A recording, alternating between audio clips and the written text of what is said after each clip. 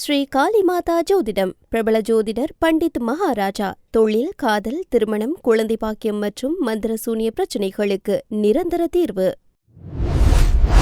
This is Kural Media, your trusted source for global news. இது குரல் media செய்திகள்.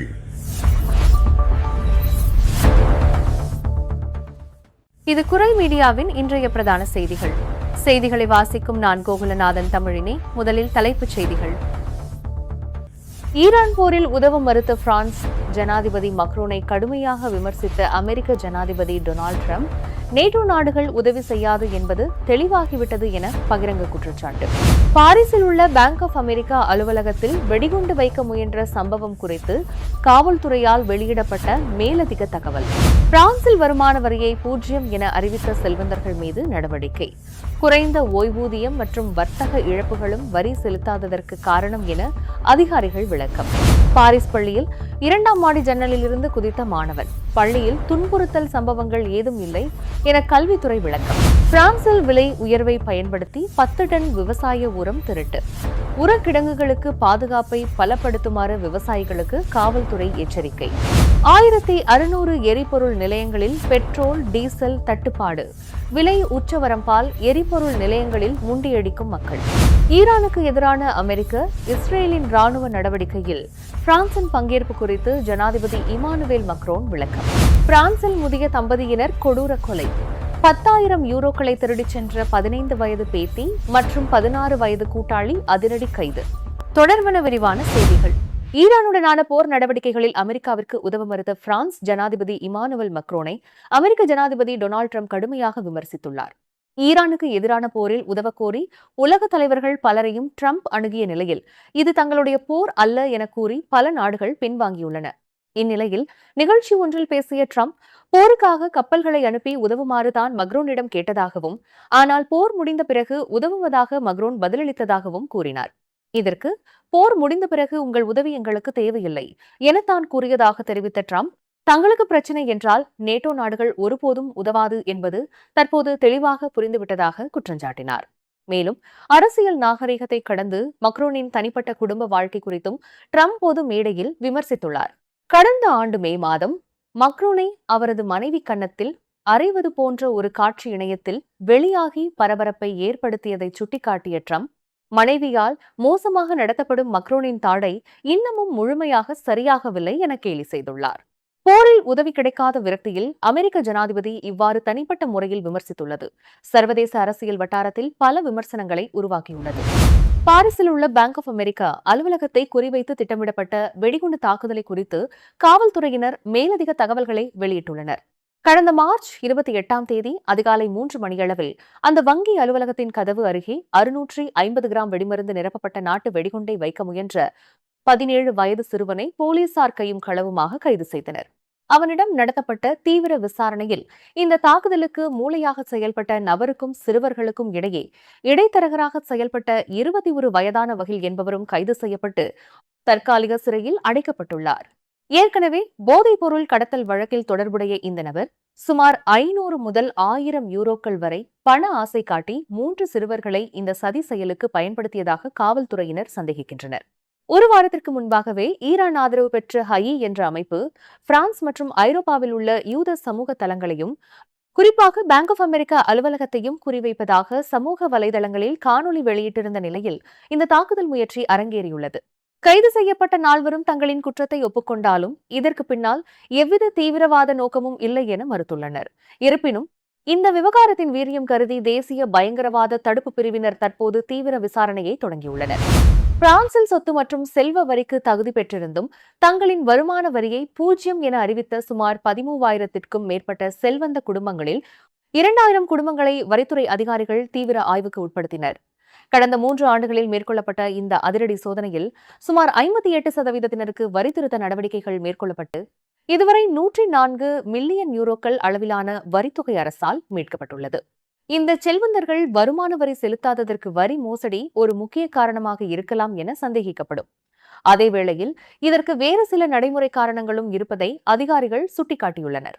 குறிப்பாக குறைந்த வருமானம் கொண்டவர்கள் பல ஆண்டுகளுக்கு முன்பே வாங்கிய வீடுகளின் மதிப்பு தற்போது பெருமளவு உயர்ந்திருக்கலாம் அல்லது அவர்கள் பரம்பரை சொத்துக்கள் மூலம் செல்வந்தர்களாக மாறியிருக்கலாம்.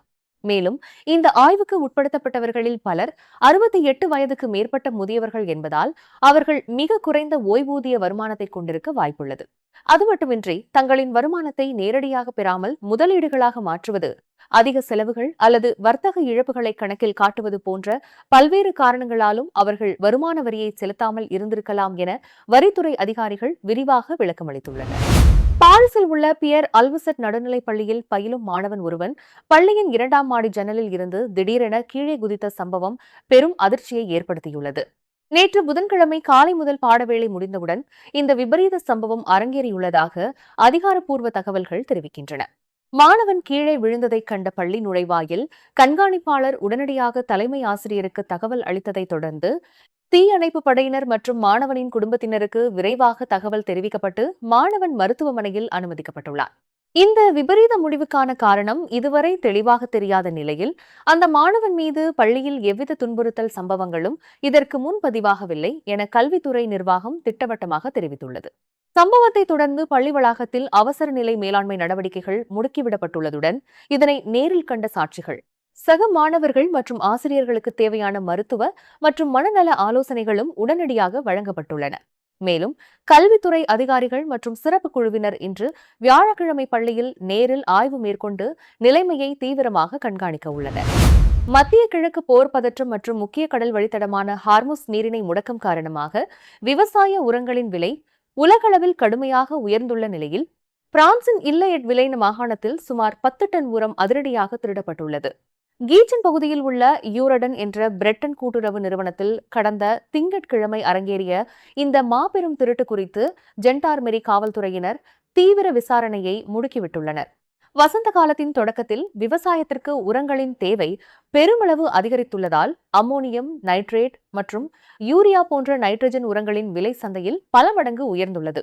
இதனை பயன்படுத்திக் கொண்டு கொள்ளையர்கள் தங்கள் கைவரிசையை காட்டத் தொடங்கியுள்ளதால் புறநகர் பகுதிகளில் உள்ள தங்களின் உர சேமிப்பு கிடங்குகளின் பாதுகாப்பை உடனடியாக பலப்படுத்துமாறு விவசாயிகளை காவல்துறை எச்சரித்துள்ளது. அதே சமயம் உக்ரைன் போர் தொடங்கிய 2022ஆம் ஆண்டிலிருந்தே உரங்களின் விலை தொடர்ந்து உயர்ந்து வருவதை சுட்டிக்காட்டியுள்ள உள்ளூர் விவசாய சங்கத்தின் தலைவர் லோய் கைன்ஸ், இத்தகைய திருட்டுச் சம்பவங்களைக் கண்டு விவசாயிகள் தேவையற்ற மன உளைச்சலுக்கோ பீதிக்கோ ஆளாக வேண்டாம் என அறிவுறுத்தியுள்ளார்.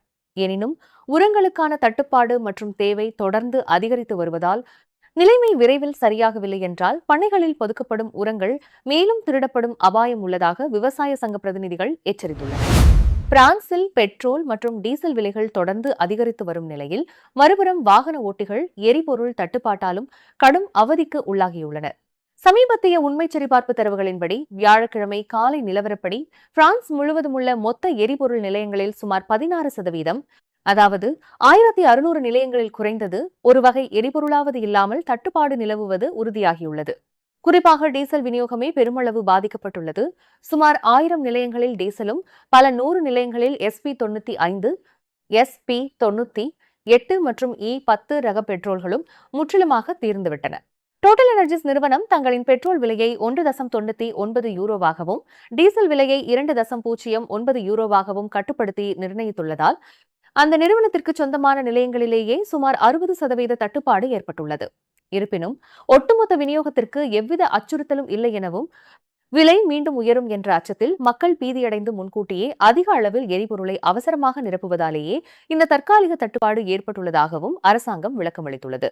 மேலும் அரசின் சேமிப்பு இருப்பில் இன்னும் 100 மில்லியன் பீப்பாய்கள் எரிபொருள் பாதுகாப்பாக உள்ளதால் தேவைக்கேற்ப விநியோக சிக்கல்கள் உடனடியாக சரி செய்யப்படும் என அரசு செய்தி தொடர்பாளர் மாத் பிரிஜியன் பொதுமக்களுக்கு உறுதியளித்துள்ளார். ஸ்ரீ காளிமாதா ஜோதிடம் பிரபல ஜோதிடர் பண்டித் மகாராஜா. தொழில், கல்வி, வியாபாரம் மற்றும் மந்திர சூனிய பிரச்சனைகளுக்கு நிரந்தர தீர்வு. அமெரிக்கா மற்றும் இஸ்ரேல் நாடுகள் இணைந்து ஈரானுக்கு எதிராக தொடங்கியுள்ள ராணுவ நடவடிக்கைகளில் பிரான்ஸ் எந்த வகையிலும் பங்கேற்கவில்லை என பிரான்ஸ் ஜனாதிபதி இமானுவல் மக்ரோன் திட்டவட்டமாக தெரிவித்துள்ளார். ஈரானுக்கு எதிரான தாக்குதல்களுக்கு பிரான்ஸ் தனது வான்வெளியை பயன்படுத்த அமெரிக்காவிற்கு அனுமதி அளிக்கவில்லை என அமெரிக்க அதிபர் டொனால்டு டிரம்ப் அண்மையில் கடுமையாக விமர்சித்திருந்தார். இதற்கு பதிலடி கொடுக்கும் விதமாக ஜப்பானில் சுற்றுப்பயணம் மேற்கொண்டுள்ள ஜனாதிபதி இமானுவேல் மக்ரோன் அங்குள்ள தொலைக்காட்சிக்கு ஒன்றுக்கு அளித்த சிறப்பு பேட்டியில் ஈரானுக்கு எதிரான இந்த ராணுவ நடவடிக்கையை தொடங்கும் போது அமெரிக்காவோ அல்லது இஸ்ரேலோ பிரான்சிடம் எவ்வித ஆலோசனையும் நடத்தவில்லை. எனவேதான் இந்த நடவடிக்கையில் பிரான்ஸ் எந்த வகையிலும் பங்கேற்கவில்லை என தெளிவுபடுத்தியுள்ளார். மேலும் இது தங்களின் புதிய முடிவு அல்ல என்றும் போர் தொடங்கிய முதல் நாளிலிருந்தே பிரான்ஸ் இதே நிலைப்பாட்டில்தான் தொடர்ந்து இருப்பதாகவும் அவர் ஆணித்தரமாக குறிப்பிட்டுள்ளார். பிரான்சின் வில்லர்ஸ் சிமியூஸ் பகுதியில் உள்ள தங்களது மாளிகையில் 74 வயதான டேனியல் மற்றும் 71 வயதான பிரான்சுவா என்ற முதிய தம்பதியினர் கொடூரமாக கொலை செய்யப்பட்ட சம்பவம் ஒன்று அரங்கேறியுள்ளது. கடந்த செவ்வாய்க்கிழமை இந்த முதியவர்களின் உடல்கள் வீட்டின் அடித்தளத்தில் சடலமாக கண்டெடுக்கப்பட்டன. இதற்கு முந்தைய நாள் அவர்கள் வீட்டிலிருந்து பயங்கரமான அலறல் சத்தம் கேட்டதாக அக்கம்பக்கத்தினர் போலீசாரிடம் தெரிவித்துள்ளனர்.